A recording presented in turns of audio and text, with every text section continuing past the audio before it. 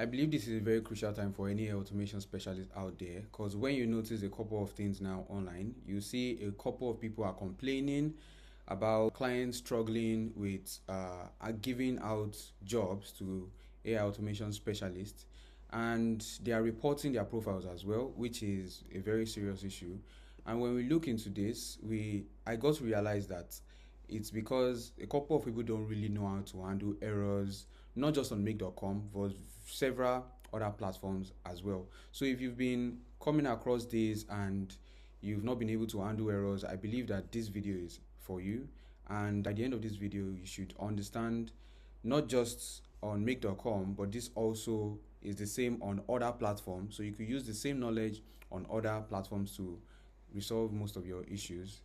And how we do this every single time is I put together a resource guide which I talk about the core aspects. So I had to research on the things I noticed were the problems and what people were saying, what clients were saying, what even AI automation people were also saying out there that is the most common error. So I had to put them together and work across fixing each issue, which I plan on giving you in the next couple of minutes.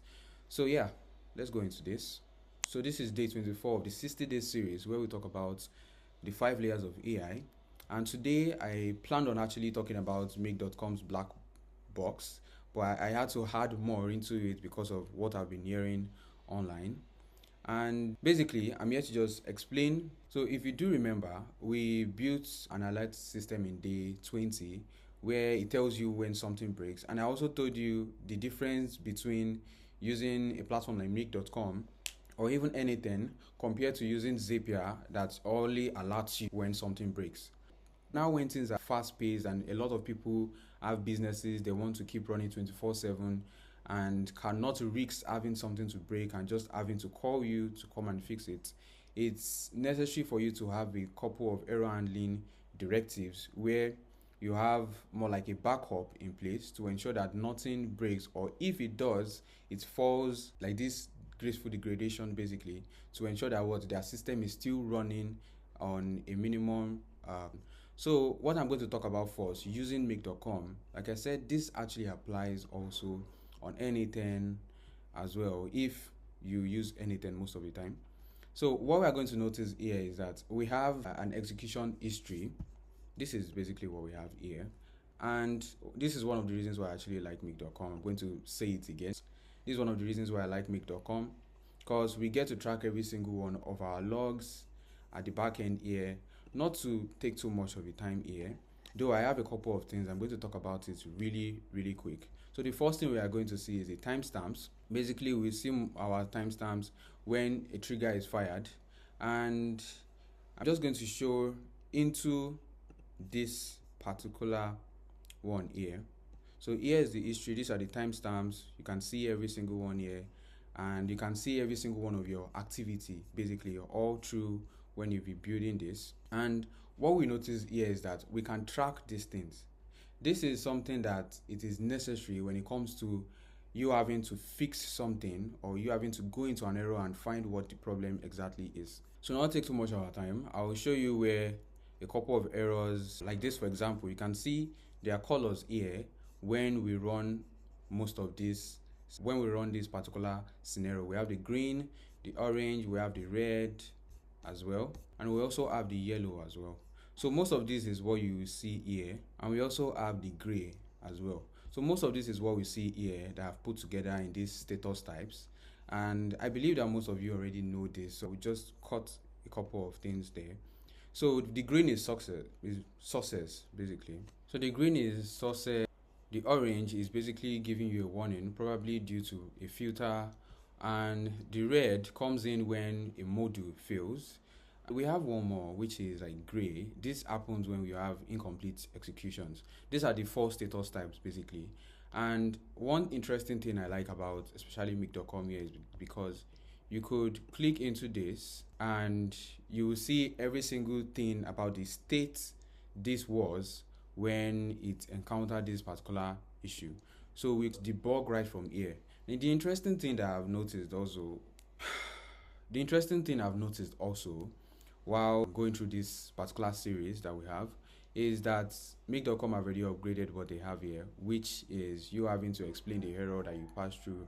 And this makes it easier because I remember in the past when we had to just break every single thing down by ourselves and we have to look into it and try to figure out what exactly was the problem. But here it gives you like a very detailed explanation of what you can do and how on what the problem was and how to even fix it, which is very nice. Now, what I used to do back in the days was to check the advanced log. I will try to understand what went wrong, when it stopped, and when it continued. Every single thing here feels like a lot, but to be very honest, it isn't. If you get used to it after playing around with this, you are going to understand how to work around these logs. They're just all in plain language, and I believe you can understand it. So I put this one together, and this one is about bundles. So when you click into a module, let's try to find one of the incomplete executions that we have in the past. And we could go into this. That's the details. I really hope this is a bundle though. Okay, yes, we do have something here. So we can look into this. You can see the problem that we discovered here. This is error 404, basically saying that it could not find the page. There are different types of errors. You can notice some by these numbers if you have been seeing it a lot. There's 404, there's 400, there's 500, there's 501. There are various types. I believe I added a couple of them here. That is if I did remember. Okay, I didn't. So I should probably add them here as well to explain what each error is and how to work around this. So this happened because it could not find the ID. The error 404 pops in anytime it doesn't have a connection to this particular service or the software or whatever that you made the connection on.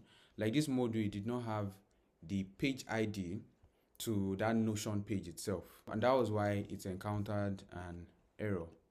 So when it comes to things like this only pops in because this is an incomplete execution now because of a module breaking down. And you can see these various attempts I added in place here. Now, this is one of the error handling procedures or rather directives that I added to ensure that if we encounter any error that is fixable, that's probably due to server error or anything of sorts, it should attempt to run itself. This is one of the error handling procedures. I made a video about error handling, different types of error handling, so you can look into it. I used a retry here, which basically what it does is just to prompt it, tell it to try it again, to attempt to run it multiple times. The golden rule of bundle reading, when I talk about this, is that the golden rule of bundle reading is that if the inputs has the data you expected and the module itself was what broke, you need to check its configuration. So basically, most of the time, if something like this happened, like a scenario that has been working before suddenly breaks probably from a module, it's probably that if the input bundle is missing, you can trace it back to where you are meant to get the trigger. That's where you are meant to get the data itself.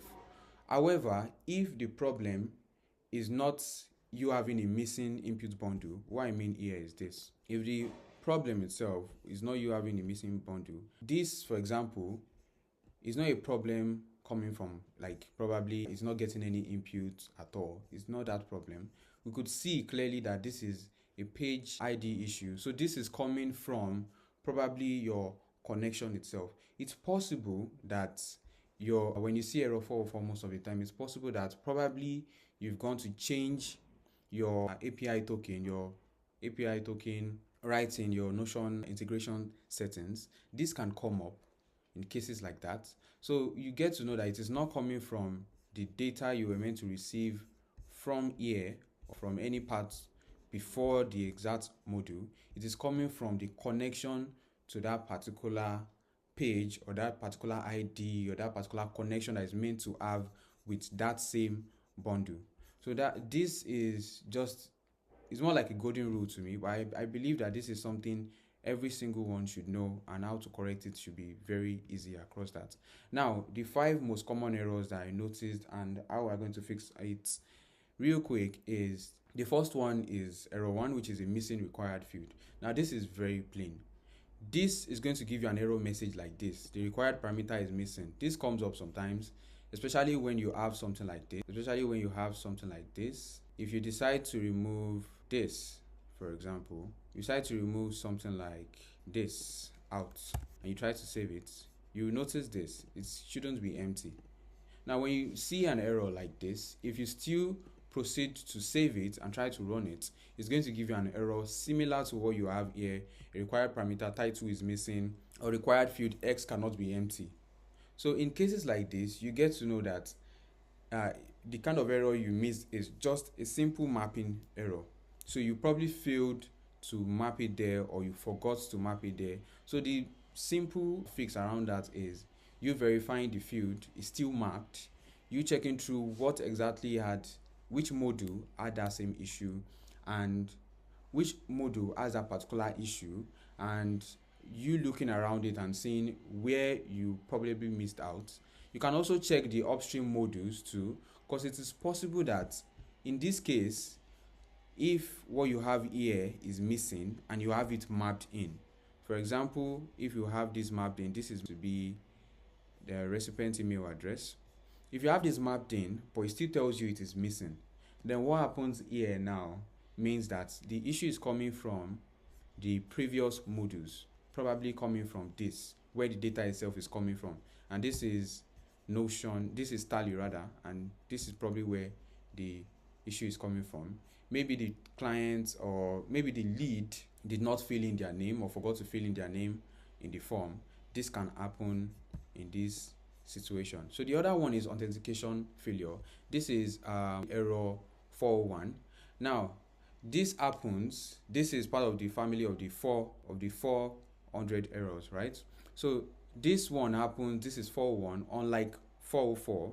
401 is if the connection is invalid or expired. Now the example I gave the other time, on your Notion my integration, you probably maybe changed the key. So we have this there, so it's possible for you to have changed the key. There's a way to revoke the key, there's a way to just change the key itself or delete every single thing entirely.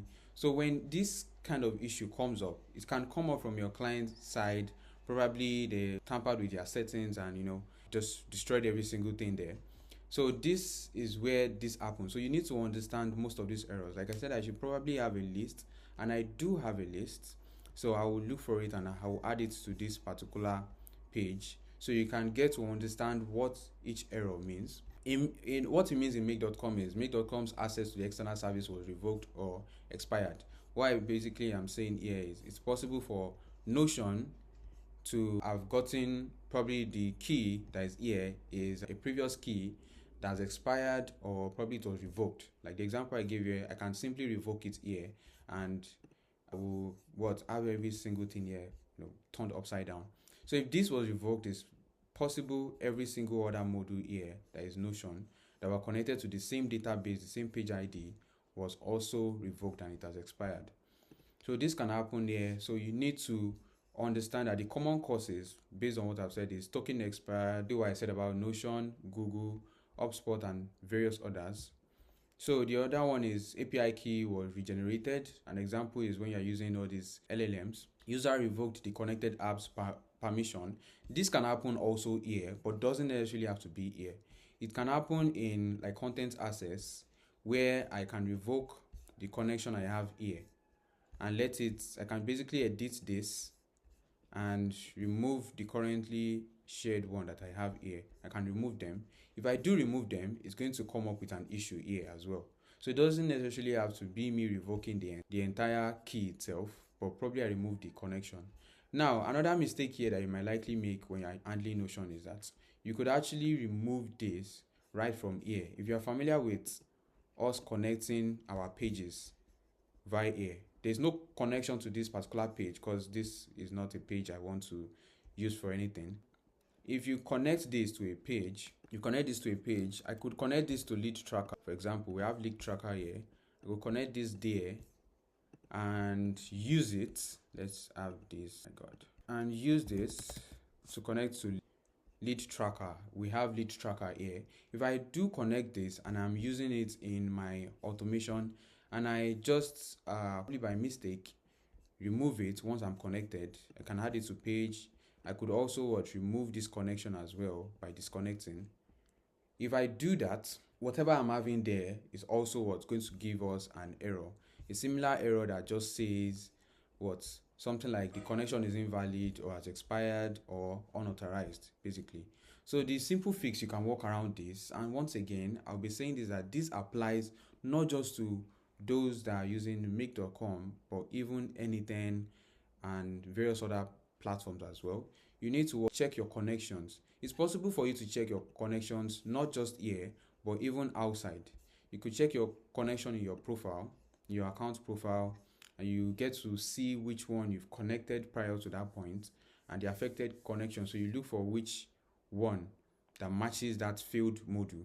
So whenever you check in this failed module, what was supposed to be connected here is the lead tracker.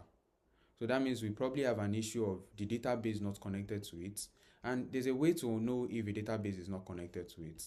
This is one way to know. If I search on a norms, I can just search for lead and it connects there. But if what I have here, for example now, is I name it day 24, right? If I have this, now we've connected to leads, right? If I have this as day 24, this is a simple way to know if it is connected or not. No error, no matches found. So this is very obvious. This will make me know that, okay, it seems like we have removed the page from this connection itself. So this will make us know, okay, I believe that what we're meant to do now is to just go back, go to Notion and fix the connection back in. Another error you might get is AI output format breaking the router. Now this happens a lot when your scenario runs successfully. However, the output you get is actually wrong. Now this happens because there's no red module, there's nothing that will alert you that something went wrong in this case. So most of the case, it is what probably coming from the AI module itself. It returned a text in an unexpected format. Now this can happen this way. We do have one here connected here. We have Grok connected here. It is possible, that whatever we are working on here could probably we make a mistake, we change any of the text or anything, and it sends a wrong something that is not in line with what we've prompted here. The instruction we gave it here was that we told it to give us either auth, warm, or code. But if it gives us something other than that, and the results we get in is quite different, especially if we keep having a fallback. Since we have a fallback here, if we keep having a fallback, meaning that none of the lead that we're having in our database is actually landing, is showing a lead tier as auth, code, or warm, and it's just showing blank. In this case, you get to understand that it seems like there's an issue from this itself. Now, there are two issues that can come up here. The first issue might be the API connection to this, which I already explained over here. That it's possible for the API key probably has expired or removed or regenerated itself. It doesn't do itself. Someone has to have gone there to have done that, or it's probably expired. Because I remember back in some of the things I've been building that I was using Gemini, and I had no idea my billing was, and I had no idea when Gemini, because it was initially free, just suddenly changed to having you to have to set up a billing address. So I had no idea that came up, and most of the things I was running at on my scenarios were actually breaking. So I had to check around here. I couldn't find the issue. I had to go back to my Gemini console itself, and that was where I found out that I already changed its terms and every single detail there, and I had to just switch to Grok instead. So when we come to situations like this, you can see the comments, like the example I gave here, where I mentioned AI returned auth dot instead of auth. So it's probably someone has tampered with this here, and it might be you. I mean, people make mistakes, right? So it's possible for you to have used return with only one word, this, and you added this or something, or it just returns it. Wait, the thing about this AI is that it will not make this mistake if you've not done something crazy, because it knows it's supposed to return with just auth. Even though it's an AI, it understands that that dot there might likely be a mistake. But if we do something like this, it's going to return every single thing inside this particular quote. If we do something like this as well, so you get to understand what I'm trying to say now. Most of these are human errors. if I would say they are human errors. There's something about these that we've been taught as well in computer science, as human errors are also part of the errors that we might encounter in some of these. Not just computer science, I believe in is it physics or chemistry as well. So anyway, AI returned that will classify this as worm instead of worm. You know every single thing that we've added here. So in this case, this is also part of human error, because it's whatever you tell the AI to do, it should probably do. Because these LLMs are intelligent enough to know where exactly you are saying. So only if when you tell it when you put like a quotation mark there intentionally, probably by mistake, it's going to return something like this. So I could say this is like, once again, human error. And this is something you have to be careful about. Though most of the things you do for your clients, their own business, I believe that, because every single time I take on a particular project, I take this project as my own business. I try to understand the business too as well. Because if I'm trying to build an operation, how do I build something that stands, something that is able to, how do I understand where it might likely break? So, and that is why most of the businesses or agencies I work with, I understand, I'm familiar with what they do. So it gives me this leverage that, okay, this is probably what happens. And in most cases, I will tell you, just ask your clients, just ask them for more like a structure of how they figure out. If an example, this is a lead intake system, right? This is a lead tracker. What it does is to take in leads and save them in their CRM. Now, you have to ask your clients, how do they see this lead filling out their form on their website to having them into their CRM? They describe every single step. You ask them to describe every single step, and they tell you every single thing in details, and that is where you start looking for, where can this probably break, or where can this encounter any issue, and you start working towards that. Now, this is what I use basically. This is how I just ask them, and I am able to understand the parts, what exactly I'm meant to build, and how to also add error handlers to avoid any issue coming up. So the other thing, a different AI model behaved differently from the one tested. Yeah, I mean, this is actually true.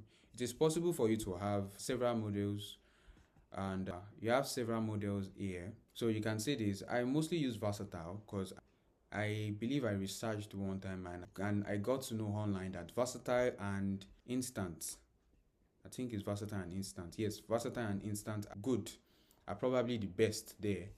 And but they are the best in different conditions. Versatile was said to be best in text format, and is able to return a very good output, which is why I use Versatile there.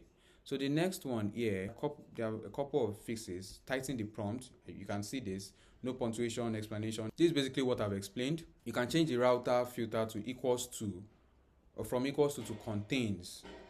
So when it comes to that too, you could also manipulate things around here. If you're unsure of what is happening from the prompt, you can manipulate things around there, but I believe you should know what is going on in the prompt, right?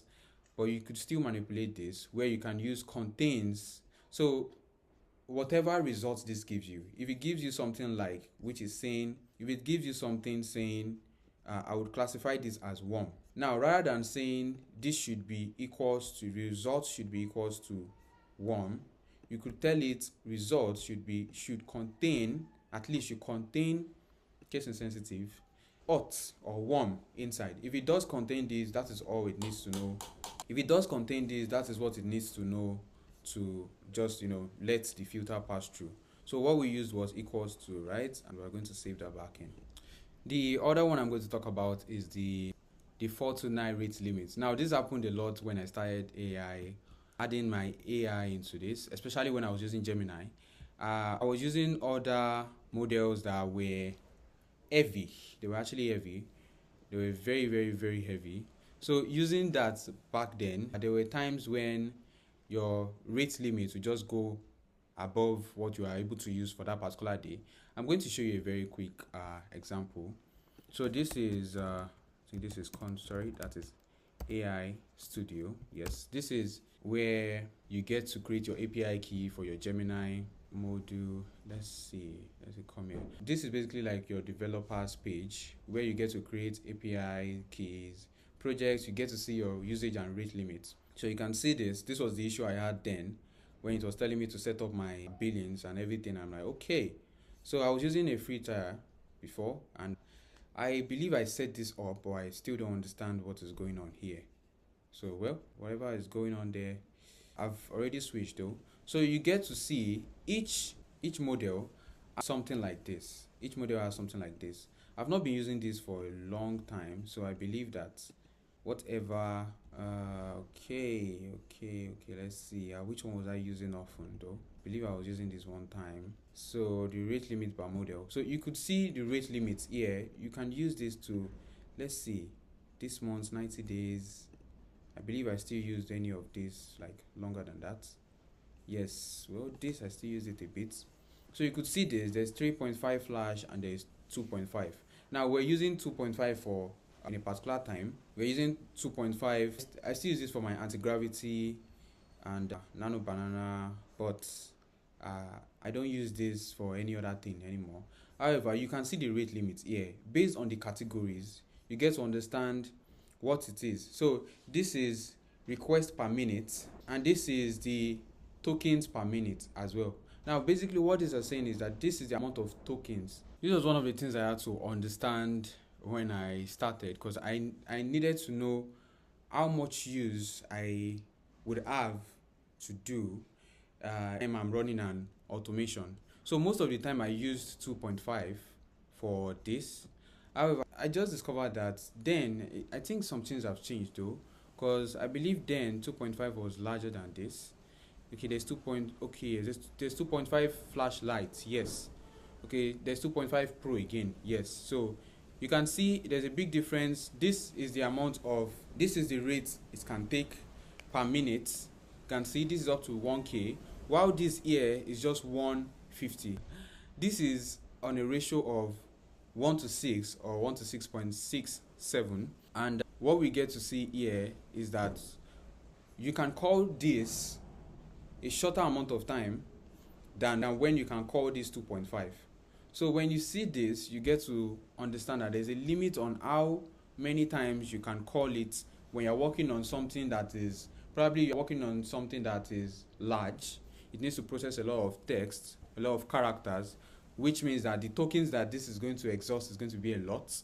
In cases like that, I would just say I will go for 2.5. I mean, it still gets to solve whatever I'm trying to work on. So this is basically what I do. I go for the option that has more rate limits, and I believe that I've used and it is quite okay. So, and that is what I do. When it comes to rate limits, there's a lot about it that you could still check on as well. What do we have next here? We have, so when it comes to anything rate limit exceeded or please try again later, I would say the best thing to do is to just change the module that you are using here. I would say the best thing to do is to change the model that you are using here. Change it to something that is cheaper to run, but still gives you a very good output as well. So you might have to research on which one is good here.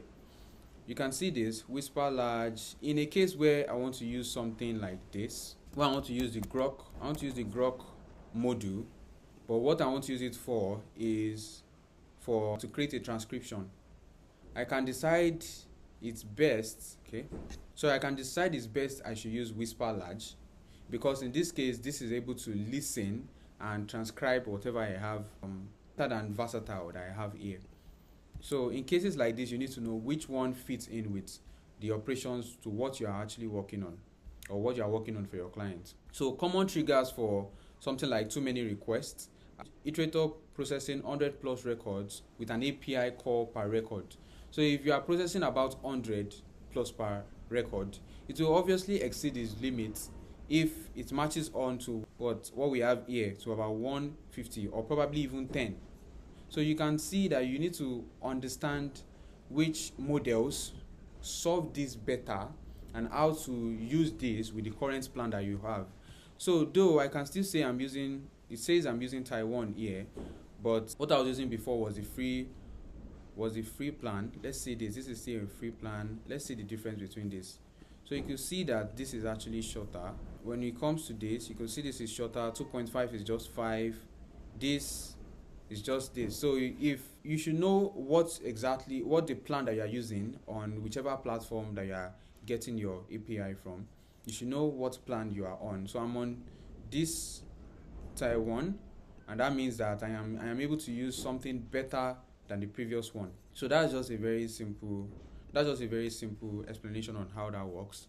For the fix, you can set a sleep. Yes. Now this is one thing I need to bring out. There are many cases where you have an API call. If it's too frequent, for an example, this is rate per minute, right?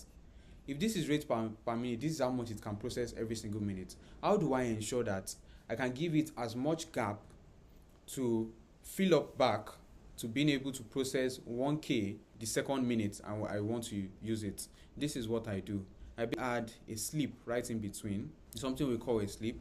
I can add a sleep right in between. Just look for sleep. You can see this is a tool on make.com where you can just you can give it a delay. The delay is meant to, this is a number between 1 to 300. This is going to count per second, so you should know if the delay you want to give it is 10 seconds, you are giving it this. If the delay you are giving it is a minute, you are basically writing 60. That's 1 minute. So if we want to do this where it gets to go on, it fills up back to 1K per minute, we have to set it to something like 60 seconds, which is 1 minute, and set it right inside. So this is what we have to do. It's as simple as this. This is what we have to do. So something like this is what I would say anyone out there should use, so that they could fix the issue of every minute getting to a rate limit every single time, or hitting rate limit every single time. So what we have here now is the fifth one, which is the error 5, invalid data type or format. Now this can come up. An example is when we have this. Let me bring something up. We have this. I believe we have this. So let's see. On day 22, we built a couple of things, right? And what we built, okay, let's go to day 14 where we built our lead tracker. What you see here is that the properties that we have here, which is name, email, WhatsApp, that's phone number. This is a select. This is also a select as well. This is also a select. Now, when it comes to properties like this, or properties for dates, if you mix these things up when you are adding them to your workflow here, what I basically mean is that we have set in the properties here. This is an email. If there's anything that is not an email that comes in, or probably you set an email to a phone number instead, it is going to It's going to give you that type of error. It's going to give you an error that says invalid value for field date, number expected, got string. What I mean here is this. Now what we have here is email, right? If what you added there rather than the email was the phone number or the name, it will give you an invalid. It will tell you have an invalid field parameter or anything comes up like that. Invalid data type or format. So in cases like this, the example I give you is when you're mapping a text like $2,000 in a number field. What this is basically saying is that we have a budget, right? And the way our budget is here, let's say our budget here, it is a 5,000 plus. Now you adding a comma to it, this gave us a lot of issues. For those that have been following this particular series, you notice that this actually gave us a lot of issues when we first created our form and we connected all this. So if you have a comma there, that comma is the main issue we have. This comma is the main issue we have. So in a case where you want it to accept something broad, most times what I do is, whenever I have all this set up, if I don't want a strict requirement, so I don't bump into anything, I make most of it to be text. Text can accept anything. A text property can accept number, email, anything. So that is what I use. Aside for, we can't use that in cases like lead status or sources or anything, because these are select. We need to just pick one, right? But when it comes to this, you could just use that instead. When it comes to the budget, as well, you could just use that instead. So you need to be able to differentiate between what exact property that you want to use for that. Now I gave it here that the date in the wrong format. Make.com use ISO, while some app use different formats as well. So you need to be careful of things like this. And when you select field receiving text that doesn't match any existing options exactly. When it comes to issues like this, you have to fix it this way. For number issues, use number field function. These functions are cases where you are using functions like this. This is what I'm talking about. When you're using functions like this, like when it comes to the years, this is the format date. The format dates can be different. Here, the format date can be like the ISO that I mentioned. So the format date is what? Day, month, and years.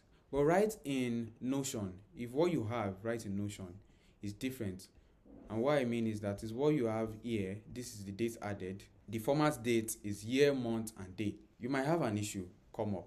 An issue actually come up here. So these are things that you need to watch for when you are setting things like this. So to avoid errors popping in, let's go back and just ensure you match every single thing in the right field and in the right property. There's a 5-step debugging workflow that I do have. Anytime you encounter an issue or you get an error or anything, the first thing you do for any field run is to just immediately open the execution log and find the field run. What I mean is, if you have an error popping like this, I just get to open this. I will open the exact place where it had an issue. I will check the log. These are the logs here. There's a simple log that just gives you this. There's a way to track it more to know what exactly happened. Okay, this ran through. These are various times actually. These are various times. So while this ran through, in a particular place they had an error. What could have caused the error? When you look at this 404, permission denied, the caller does not have permission. So here is likely it's possible for us to not have used the correct. In this case, this is a Google form. Probably I did not have the permission to use that form anymore. Maybe it has changed organization, it has changed ownership. I mean the Google form itself, it's possible I don't have access to it to be able to use it anymore. That was what popped in here. So you identify the problem module, which obviously we can see here. In other cases, let me bring something else up so we make this more interesting. Let's go here, the schedule. Okay, what gave us an error here? Let's go in. What gave us an error here? Settings couldn't be applied.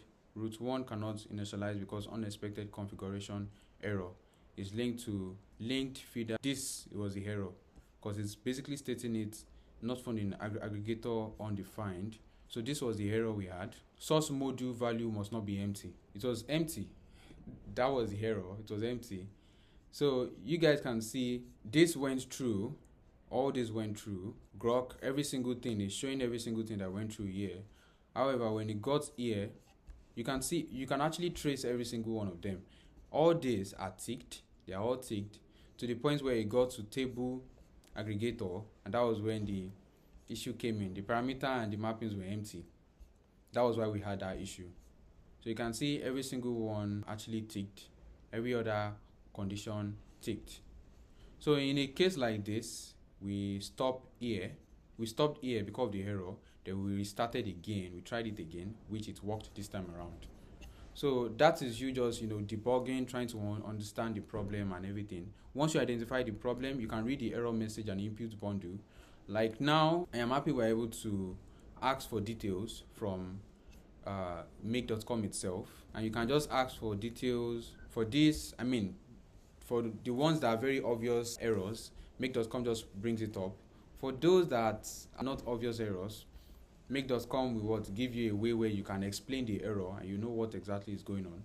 Now you can trace upstream. That's what I literally did. I had to check previously, how did this have the issue? From where? What exactly? I started tracing it back to know if it was probably from an input here, or the response the AI gave us here, or maybe it was the filter that did not match in. Just what exactly could have been the problem? In a case where we're having an issue here, I doubt it was the filter, but it can actually come on from the data itself. It's true, that can happen, but the filter itself, for it to have let it in, was likely not the issue.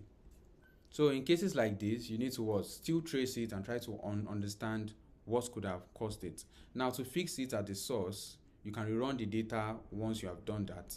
So a quick reference what each bundle field part looks like. This is how it looks like. A name, basically mapping a name in, and this, I mean, all this I did here is just a breakdown from what we have already here. I just had to break it down for you guys to see how it looks like. So this one looks like a name for the name field. This is the message content. This is how a Notion property looks like. So breaking this down by yourself, getting to understand that this is how this is supposed to look like.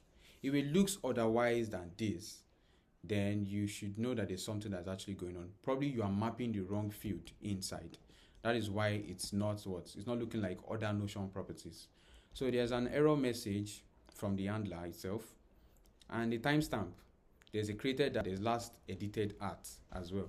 So those are the these are the two debugging shortcuts I can give you. And one of the reasons why this is important is because I believe that anytime a client comes to meet you and tells you, okay, this thing broke, the first thing you should be able to do is run and check if there's probably like an important data, maybe an email is going to be sent to whoever it is. Since it's real customer data this time around, I believe that you can unlink that module and just run it and try to see what you can do.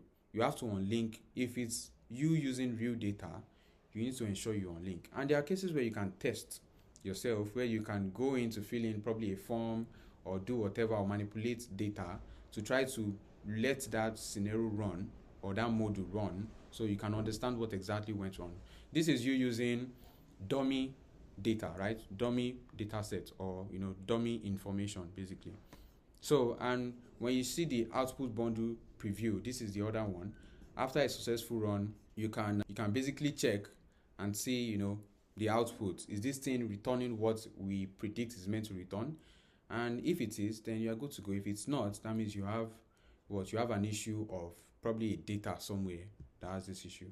So the task you have right after this is, I believe that I've explained enough, but if you are coming across errors like this, you could work on this. And if you need a more detailed explanation, I believe that information is everywhere. There is a video I'm going to attach here as well, where you can check it out. You can see another form where I saw an explanation actually on error handling, which I believe that you could go into it and you check around it. So remember, this is a series, and I believe that we can all learn, not just from this video, but from other videos out there, which is why I believe I can just attach that to this, so you can just check it out and you understand more probably on an aspect I did not touch. But if you have any question, you can feel free to drop it below, and if it's something I can attend to by making a video as well, I'll do that. If I have to just respond to you or send you or add it to any resource, I'm going to do that. So thank you very much. If you enjoyed this video or any other one you've been enjoying all this while, please subscribe, and the list, you can see a lot of videos we've recorded down there.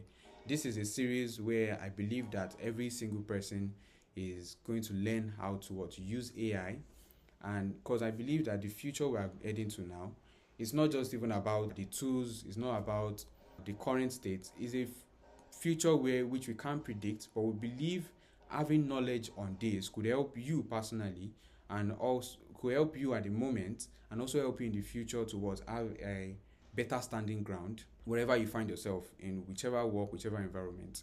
So yes, I appreciate you staying with me for this video, and have a nice day.